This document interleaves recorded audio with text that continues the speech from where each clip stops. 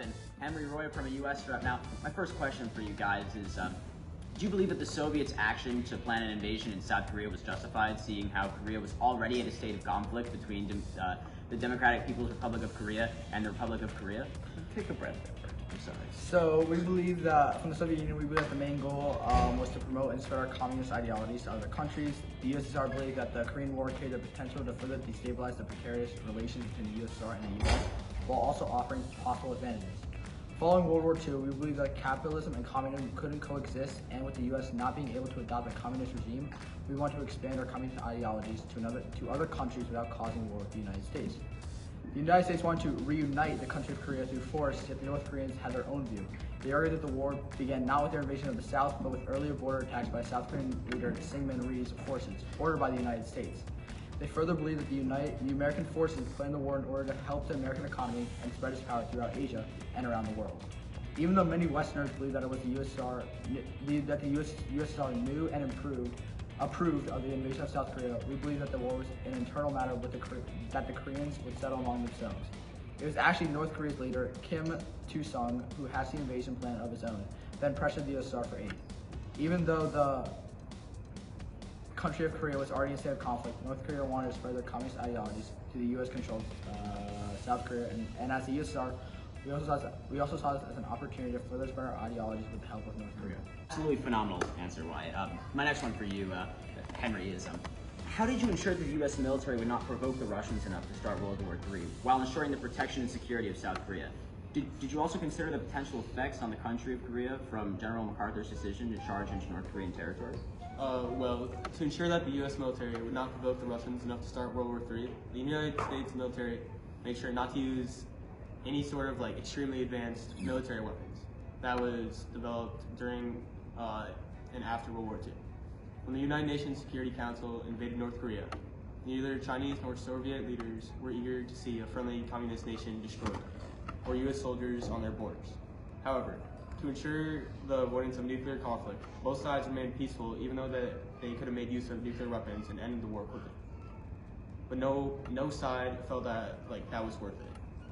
Consequently, the majority of the Korean conflict was fought on the ground that would ensure that the U.S. military would not provoke the USSR or China to resort to using powerful weapons such as nuclear bombs as threats in order to take over South Korea. Fantastic, Henry. Now, Wyatt, another one for you. Do you believe that you building an alliance with the Democratic People's Republic of Korea and further adding your communist ideologies could be the reason for the beginning of the war? Before I answer that question, before the war had even begun, Korea became a pawn in a power struggle between the U.S. and the Soviet Union. Both countries agreed that the 38th parallel would be the demarcation line for the surrender of Japanese forces occupying Korea. The country would be divided. The Soviets would take Korea north of the line, and the U.S. would take Korea south of the line. But we don't believe that our alliance with the Democratic People's Republic of Korea was the reason for the beginning of the Korean War, as the invasion into the 38th parallel and the military response to the United States by sending vast amounts of troops in order to contain communism was a true start to the war.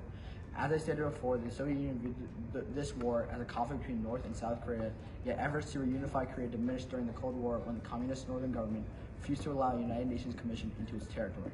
Furthermore, our goal for this war was to spread our ideologies without the use of force, as well as not cause a total war between the United States.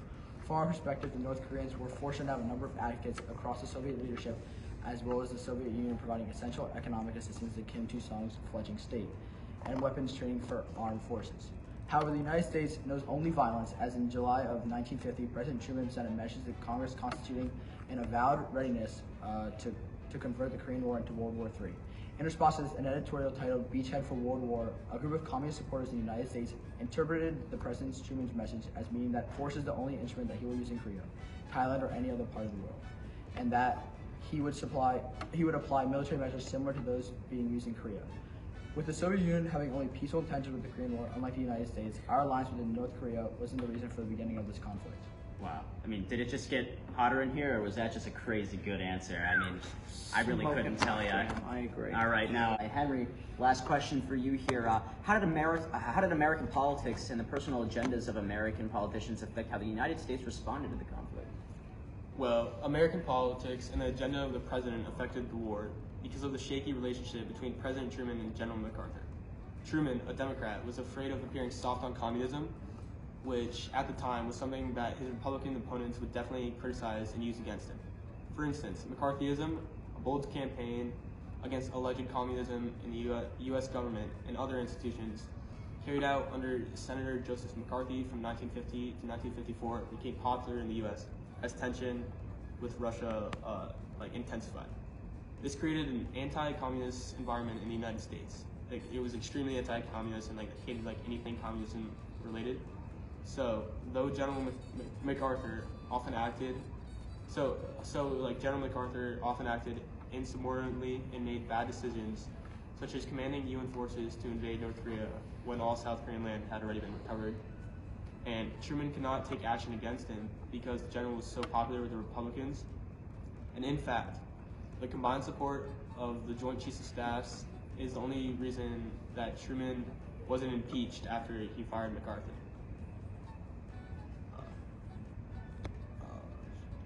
Additionally, Truman could not negotiate easily with communist powers like Russia and China either for fear of Republican criticism. This was one of the main reasons that it took such a long time for a treaty or agreement to be reached between the U.S. and USSR.